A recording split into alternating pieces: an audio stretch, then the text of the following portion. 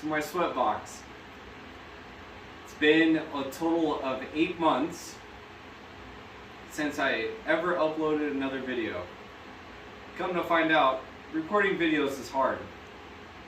And what I mean by recording videos, I mean absolutely editing them to YouTube standards, but on top of everything else, trying to make it work and not blow my brains out the whole time while thinking about how I'm losing time working on my car.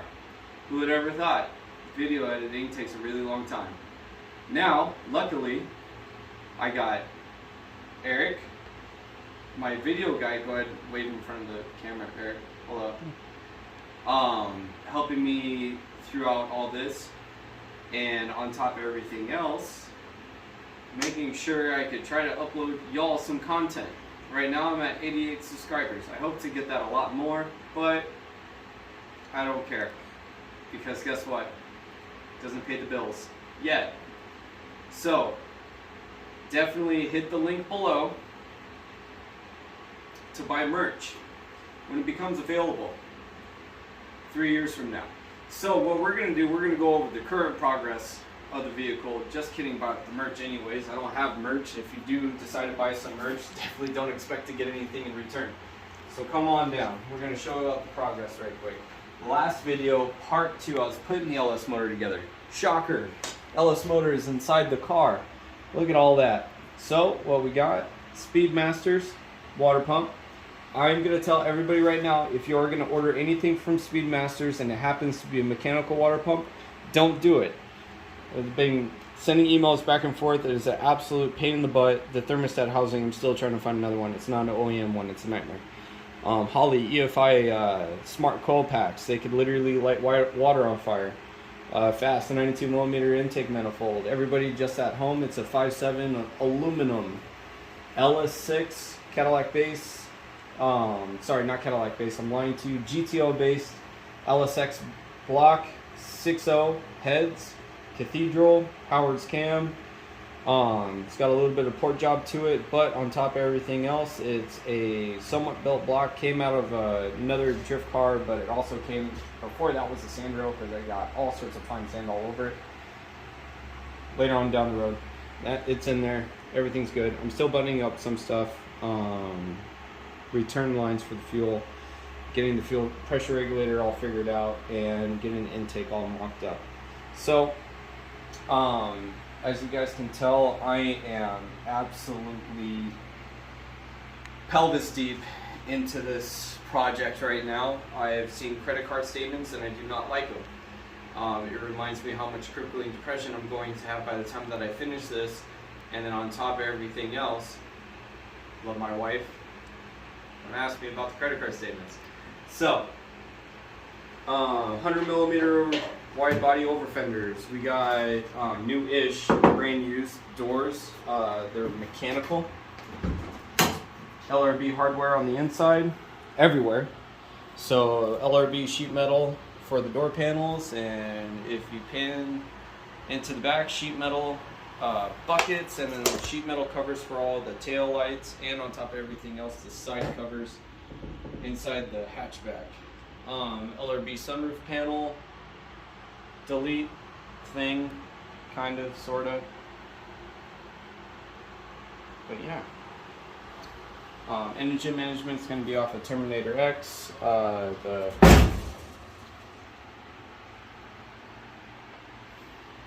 Fix that later. It's got an FDF angle kit. We're mostly using this car for drifting. Whole PBM rear end. Let's see here. Yeah, I went through every nut and bolt inside this car.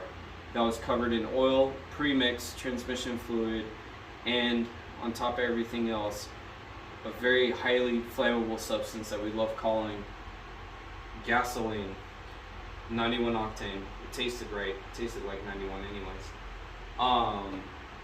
But yeah, I have plenty of spare parts for the car, and it's all this other stuff. It's absolutely insane. I really, really hate that I'm into cars. I should have went to college for something else. So if you want to come follow me right quick, we got GTR headers. I think they're 1 7/8. They're a little dirty, but these bad boys are gonna go on there pretty soon. Again, I had them in there for mock-up. Let's see, what else? Front end angle kit. I think I said this before. It's an FDF angle kit. So it's Canadian made. It's got PBM Pro coilovers. Nothing in that front end is tightened up right now, just because I'm going to leave that to the alignment shop and have them go through it. Because let me tell you, your boy definitely should not be aligning anything inside this garage. Radiator kit is from CX Racing. I deleted the radiator cap on top of the radiator. Just the reason being is because I wanted more clearance in between that and the intake, because I have a Blackhawk intake.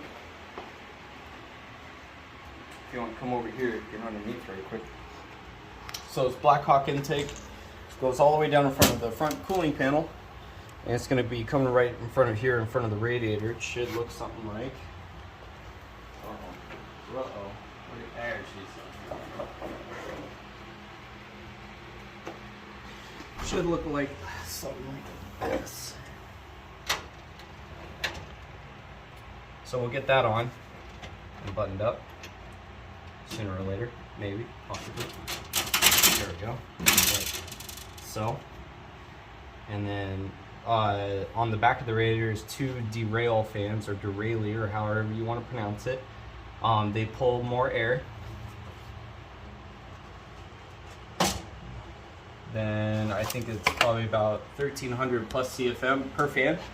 So if you want to get over here, I got them just mounted up to this. I should really have that on a shroud, but the shroud I ordered was the wrong dimension. So in typical fashion, what I did was I threw it somewhere because I was disgusted with it.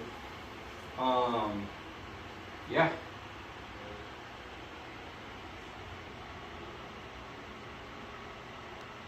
How do you feel about editing curse words? No, probably not. Probably shouldn't be doing that. It's supposed to be YouTube friendly.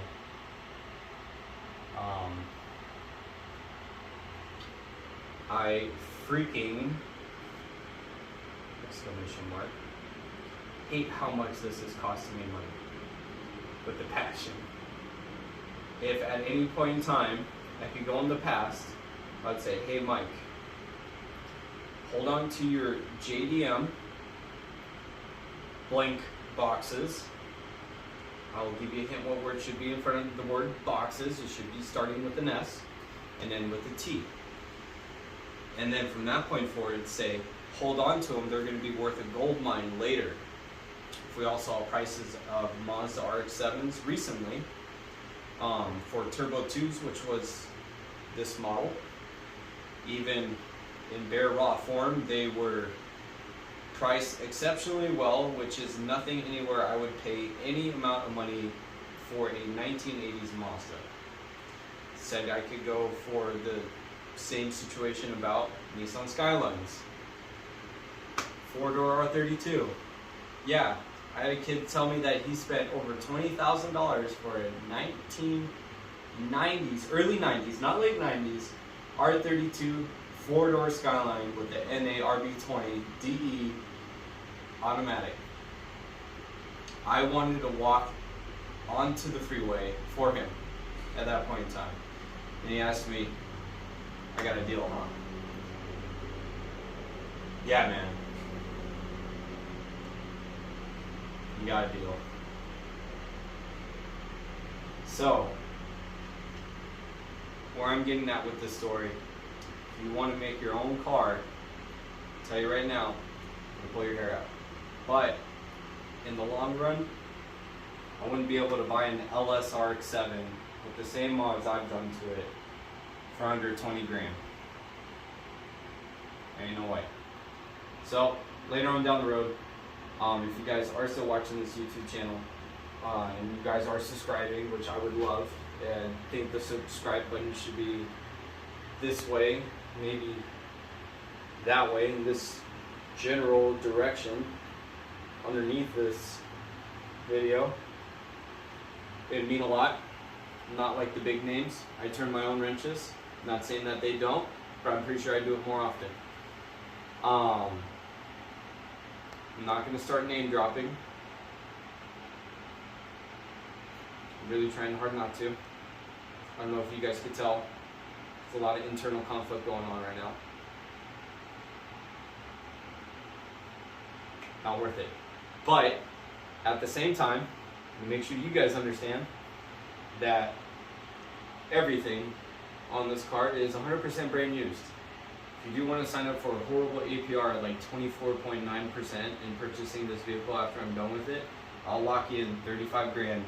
I'm going to tell you right now, you have a lot more fun in this Mazda than you would in your very, very, very comfy, probably a lot better, more reliable Dodge Charger. It has a V8 in it that I should have probably just went with in the first place. Remember that thing I told you guys about internal conflict? It's happening again. Damn. Well, more things to come. So we're going to be doing Chase Bay's brake line kit, which I already purchased, already rerouted it. Just got to get the front brake lines made. I also got a Motion Raceworks steam port kit. It's these guys right here. They go up to that little water block up in the passenger top side or bottom side for those guys at home. Just passenger side water block, distribution block. So that way it will go to this radiator port right here on this hose. So that way it would steam water back out to the overflow tank when I decide to get one. I'm still trying to tackle the power steering lines. That's going to be later on down the road. I also got this really nice Chase Bay's clutch master cylinder. Super gorgeous. And you know, long time ago I didn't really have good luck with Chase Bay's. Just the reason being is I had some S13 ports I ordered from a long time ago, 2012, and this is way before they started getting really big. But honestly, I ordered this from Chase Bay's, Wellwood part. Chase Bay's Billet Master. They're on back order on this one, but they're very honest, and they told me like, hey Mike, it's gonna be a minute, just wait. Okay, no problem. It's not like the car's gonna be moving, but quality's top notch. I can't say anything bad about it. To tell you everybody at home the truth, you are gonna wait a minute. Don't expect it to be rushed because it is all made either on site on scene, or you're gonna have to order it and then you're gonna have to wait for it just a little bit longer because it might be on back order. But good thing is, made in USA, top of everything else. It's good to know that whatever you invest into it, you're gonna get the same quality that you should be expected. Their customer service is pretty good as well. So can't say anything bad about Chase Bay's. I wish they were a little bit quicker, but that's not being a negative. I already understood what I was getting myself into. What other companies have I actually had a huge issue with? Speedmasters, like I was telling everybody before about the water pump. No information. Called them, and they even told me that they didn't know because they had to get back to their R&D team.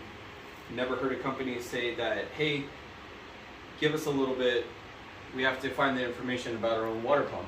It's not that advanced. It's a basic LS water pump, but with oversized parts and a two-piece water impeller fan up in the front.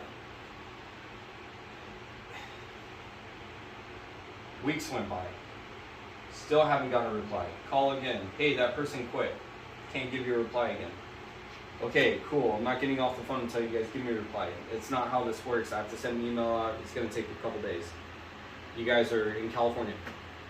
It shouldn't take a couple days. You guys are a part of one warehouse, right? I'll hold. One guy, Stan, did get back to me. He sent me some information about the MPT fittings and the size of the thermostat housing. Love it. It's just, unfortunately, one of the MPT fittings for the side of the water pump, which went to the heater hose, was wrong. So I had to order a 3/8 instead of a 1/2. It's okay. I get it. Might not be like some of the other water pumps. Understandable.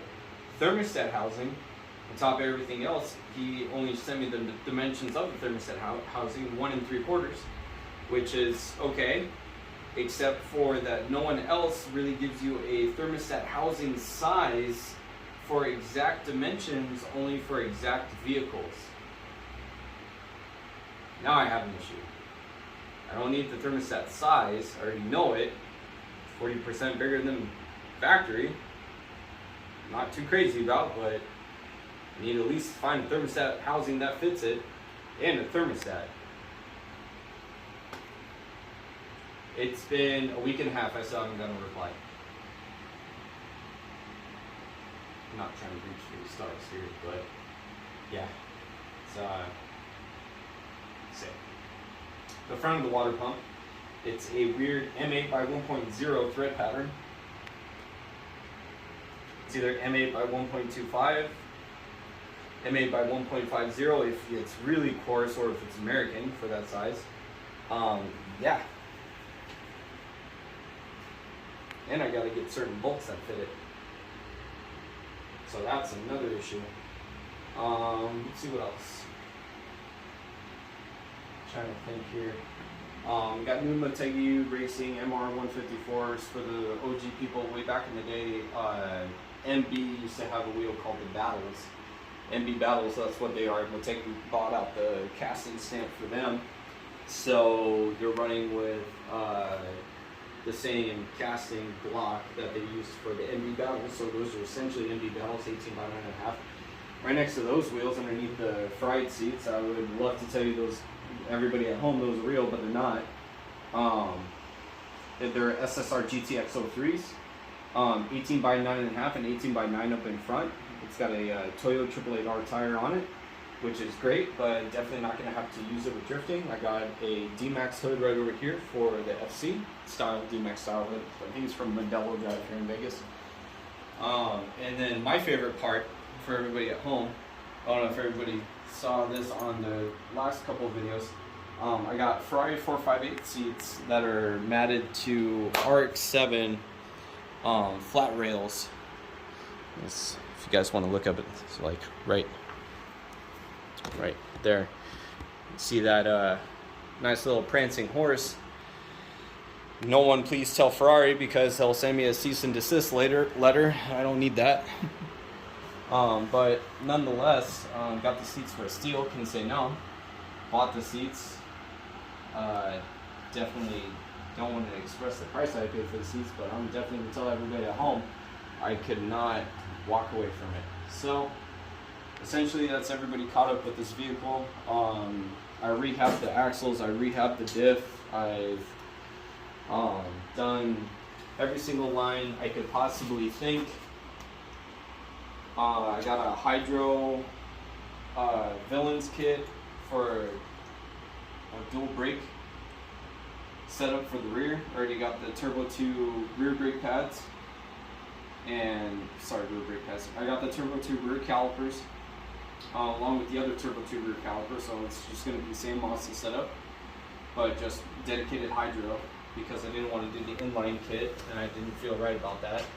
Used it before, I just didn't like how it felt. The car's going to go to an auto body shop, I want to say by the end of this year. I'm really trying for either December or January, but mostly I got to get the car running first, and then we'll go out to that auto body shop so we can get it painted, sand it down, get everything redone, get some of the holes filled in from the previous over fenders. But yeah, for everybody at home, it's 100 mil front and back over fender. If you want to get a shot on how wide the rear fenders, just beeline that shot like about yay way. So everybody, so the door is a factory line, and then you see where the over fender comes out. She's got some thick hips on her, let me tell you. But yeah, that's mostly everything that's going on with this. Can't really explain anything else, as I'm going to keep on working on this car every week. I'm going to be updating you guys what I'm going to be doing with said vehicle. My main guy over here with the camera, Eric, is going to be just following me. We're going to try to aim for 15-minute videos, maybe throw in some other content in there, but luckily I hope you guys watch this video, enjoy it, like it, subscribe. If you guys do want to see this car hook and book, definitely hit the subscribe button so you guys can follow along with the journey with me. I'm trying to invest everything I possibly freaking can with this Mazda RX-7 without losing my house. But other than that, I hope to see some comments this direction. Definitely do not throw any mail at my house. If you do happen to know where my house is, don't do that to me. It'll freak my wife out. But other than that, yeah, I don't got much for you savages over there behind your computers. Just absolutely gonna leave comments for all the spotty work I'm doing with my car. Just remember, I love replying in the most trollish way ever. So leave me that troll comment. Do it. Can't wait to see how many rotary enthusiasts I get on this channel. And that's the end.